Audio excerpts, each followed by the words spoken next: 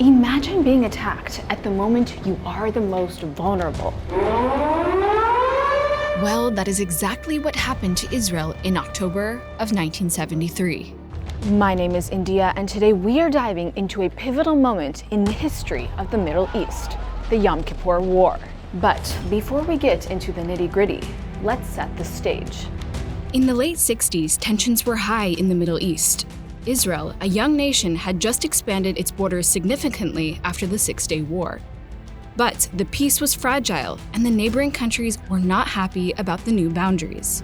Fast forward to October 6, 1973, a day that started as usual, but soon turned into one of the most intense wars the region has ever seen.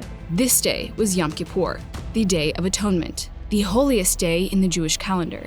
You see, on Yom Kippur, Jews are fasting, praying, and refraining from any form of work, making it a time of vulnerability as the nation slows down to observe this sacred day.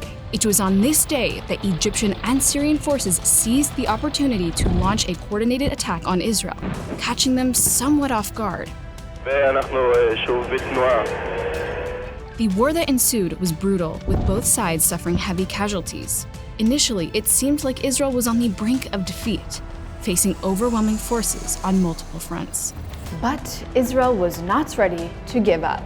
Through swift mobilization of reserve troops, innovative tactics, and fierce determination, they not only defended their territory, but began pushing back the invading forces. One of the turning points was the daring crossing of the Suez Canal, a maneuver that caught the Egyptian forces off guard and shifted the momentum in Israel's favor.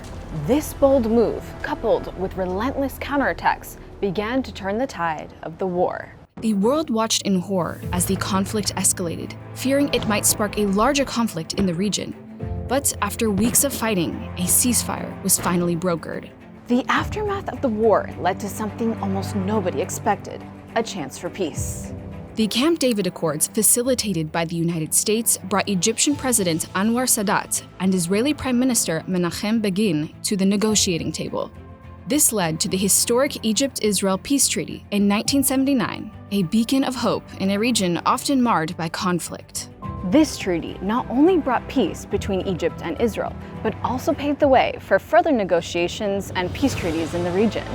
The Yom Kippur War, a conflict that started with aggression and loss, eventually paved the way for dialogue and peace, showing that even in the most turbulent of times, there's always a glimmer of hope for a brighter future. This is the Yom Kippur War. This is Inside Israel.